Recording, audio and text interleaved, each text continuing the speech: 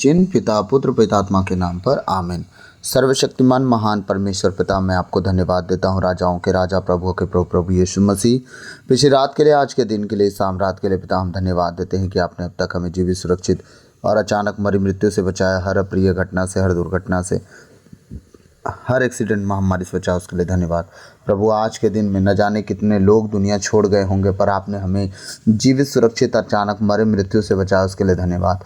पिता, मैं प्रार्थना करता हूँ आपके बेटे बेटियों के लिए, जितने हैं परमेश्वर ऑनलाइन, जितने सुनने वाले हैं प्रभु, उनके जीवन के लिए, उनके घर घर आने के लिए प्रभु मैं प्रार्थना करता हूँ आपकी दया उन पर कवर और सील हो खुदावन, और उनका जीवन परमेश्वर सदा सर्वदा बना रहे और बढ़ता चला जाए खुदा। किसी भी रास्ते में परमेश्वर चले उठे बैठे परमेश्वर, उनका कभी कोई हानि ना हो प्रभु। मैं प्रार्थना करता हूँ, विशेषकर मैं प्रार्थना करता हूँ उस भाई के लिए जो प्रभु अपना कीमती समय इस वचन को डालने में लगाता है। प्रभु उसे अच्छी सेहत और लंबी उम्र, ज्ञान बुद्धि विवेक की आत्मा दे, जो अपने जीवन में चाहता उसे भरपूरी में दे परमेश्वर, ताकि बढ़ता फलता फूलता जाए खुदावन। मैं प्रार्थना करता हूँ तेरी दया उसे छुए और कवर करे। सारा आदर तुझे देता हूँ। मेरे मुख पर पहरा बिठा, मेरे होठों के द्वार की रखवाली कर। आज वचनों का भेद मुझ पर प्रकट कर, ताकि जो वचन आज हमारे बीच में रखा जा रहा है उसके अनुसार हम जीने, चलने, उठने, बैठने वाले बन सके। इस योग बनाए प्रार्थना यीशु के नाम पे मांगता हूँ, सुनिए और दया से ग्रहण कीजिए। आमीन। प्रभु का वचन कह रहा है, संत मत्ती अध्याय 18, आज हम 19 और 20 वचन देखेंगे। सामूहिक प्रार्थना, वचन का शीर्षक है सामूहिक प्रार्थना। सामूहिक प्रार्थना को आज हम थोड़ा समझेंगे, ठीक है। अगर मसीही जीवन जीना है तो 4 बातों का ध्यान रखना है। मैं बार बार बोलते आया और आगे भी बोलते रहूँगा। पहला, बाइबल पढ़ना। सबसे पहले आप प्रभु को जब तक बाइबल नहीं पढ़ोगे आप जानोगे नहीं, ठीक है। दूसरा, आज हम जो अभी पढ़ने जा रहे हैं ये तीसरा है। दूसरा क्या है? संगति करना, ठीक है। आप जब तक संगति में नहीं जाओगे वचनों का भेद कैसे जानोगे? वचन तो आप पढ़ गए, वचन तो सब पढ़ लेते हैं, ठीक है। उनके अंदर जो भेद छुपे हैं वो संगति में प्रकट होते हैं आपके अगुओं के द्वारा, ठीक है। अब तीसरा जो इम्पोर्टेंट है वो ये है जो आज हम पढ़ने जा रहे हैं, सामूहिक प्रार्थना के बारे में जो जानने जा रहे हैं, ये तीसरा है, ठीक है। और चौथा क्या है? उपवास। अगर आप प्रार्थना करने में थोड़ा कमज़ोर हो रहे हो, नींद आ रही है, आलस लग रहा है, नई सुस्ती पकड़ लिया है, प्रार्थना करने का मन नहीं कर रहा है, ये वो फलाना ठिकाना, तो आप पहले क्या करोगे? संगति ढूंढोगे, फिर उपवास करोगे, फिर आप प्रार्थना करके देखना, आपके प्रार्थना का उत्तर भी जल्दी आएगा और आप प्रार्थना में आपका मन भी बहुत अच्छे से लगेगा। तो ये तीसरा जो पॉइंट है, संगति करना। पहला क्या था? वचन पढ़ना। दूसरा क्या है? आप संगति करना। तीसरा क्या है? सामूहिक प्रार्थना, ठीक है। जो हम सामूहिक प्रार्थना करते हैं वो सामूहिक प्रार्थना बहुत इंपॉर्टेंट है, ठीक है। वचन कह रहा है, मैं तुमसे यह भी कहता हूँ, यदि पृथ्वी पर तुम लोगों में 2 व्यक्ति एक मत होकर कुछ भी मांगोगे तो वह तुम्हें मेरे स्वर्गीय पिता की ओर से निश्चय ही मिलेगा। क्योंकि जहाँ 2 या 3 मेरे नाम पर इकट्ठे होते हैं वहाँ मैं उनके बीच उपस्थित रहता हूँ। आमीन। प्रभु का वचन क्या कह रहा है? किन बारे में हम बात कर रहे हैं? मैं तुमसे यह भी कहता हूँ। प्रभु यीशु क्या कह रहे हैं अपने चेलों से? यह भी कहता हूँ, यदि पृथ्वी पर, धरती पर, जहाँ हम हैं अभी, आज की बात हो रही, जहाँ हम हैं आज, जहाँ चल रहे हैं, उठ रहे हैं, बैठ रहे हैं, जिस जगह पे हम हैं उस जगह की बात हो रही है।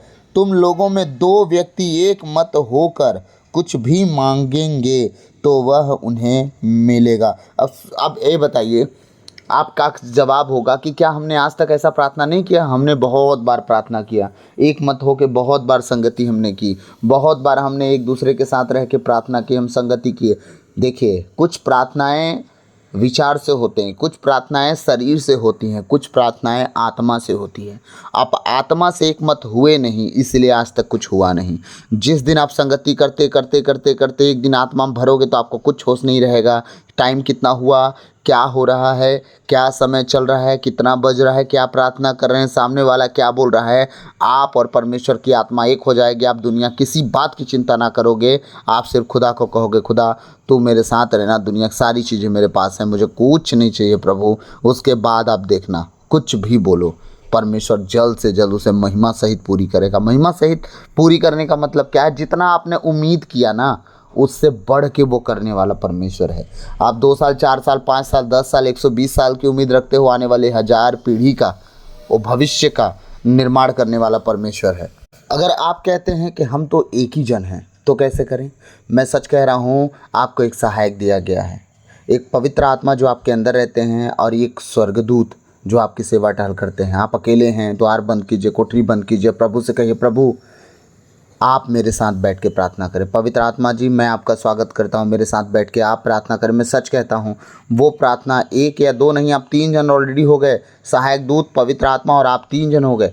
आप सोच के देखो, और 2 जन अगर प्रार्थना में, अगर आप मजबूत नहीं हो, आप प्रार्थना में कमज़ोर हो, प्रभु को करीब से नहीं जानते हो, तो आप संगति करो, शुरुआत है ये, ठीक है। लेकिन जब आप मजबूत हो गए, आप जान गए प्रभु कौन है, तो आप कोठरी बंद कीजिए, अकेले हो जाइए, और इसके बाद आप प्रार्थना में आइए और प्रभु से कहिए, आप मेरे साथ बैठिए, हम प्रार्थना करते हैं। पवित्र आत्मा जी, यीशु मसीह के नाम से हम प्रार्थना करते हैं।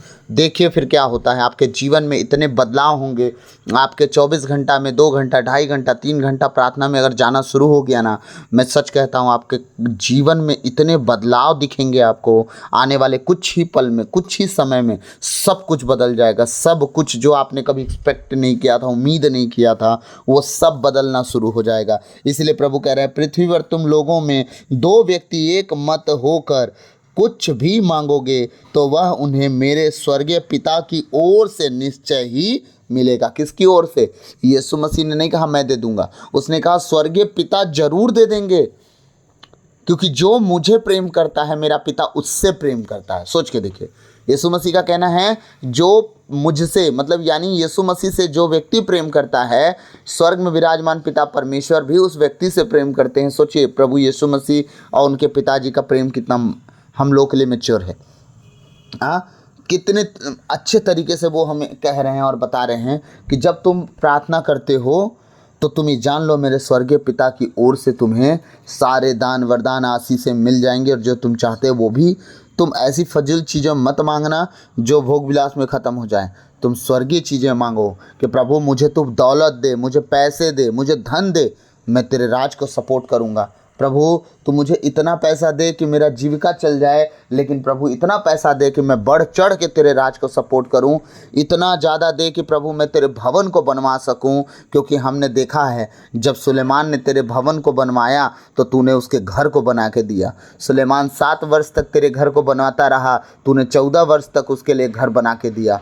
सुलेमान ने तेरे लिए छोटा सा भवन बनवाया और तूने उसे बहुत बड़ा महल दिया। हम जानते हैं, जब तेरे राज को, हम तेरे भवन को सपोर्ट करते हैं, तेरे घर को हम बनाने में अपना हाथ जुटाते हैं, अपने आमदनी को देते हैं, हमें पता है हमारा आने वाला भविष्य, आने वाला फ्यूचर स्वतंत्र होता है। जिस तरह सुलेमान का आने वाला भविष्य स्वतंत्र रहा, जब तक सुलेमान जीवित रहा, स्वतंत्र रहा, कोई भी लड़ाई उसके आसपास नहीं मंडराई, क्योंकि तूने भवन बनाने वालों को हमेशा आशीष दिया और हमें भी देगा। पिता से प्रार्थना करें, प्रभु मुझे बुद्धि दे, बुद्धि दे, ताकि तेरे लोगों को हम चला सकें, तेरे लोगों को सही शिक्षा दे सकें। प्रभु तू मेरे नाम को ऊंचा कर, मैं तेरे नाम की महिमा सबके सामने करूंगा। तो इस तरह से आप प्रार्थना में मांगो, कुछ भी ना मांगो कि प्रभु मेरी ये ज़रूरत है, वो ज़रूरतें छोटी सी चीज़ है। उसने कहा मेरे राज और धार्मिकता की खोज करो सबसे पहले, बाकी दुनिया की यूं ही तुम्हें सब कुछ मिल जाएगा।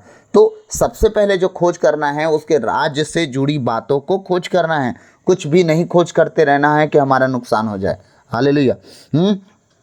आगे वचन कह रहा है, क्योंकि जहाँ 2 या 3 मेरे नाम पर इकट्ठे होते हैं, वहाँ मैं उनके बीच उपस्थित रहता हूँ। आज हमारी संगति क्या हो गई है मालूम है? जाना है संगति में, 2-3 ठो गीत गाना है, 1-2 ठो वचन प्रचार करना है, इसके बाद संगति खत्म ना।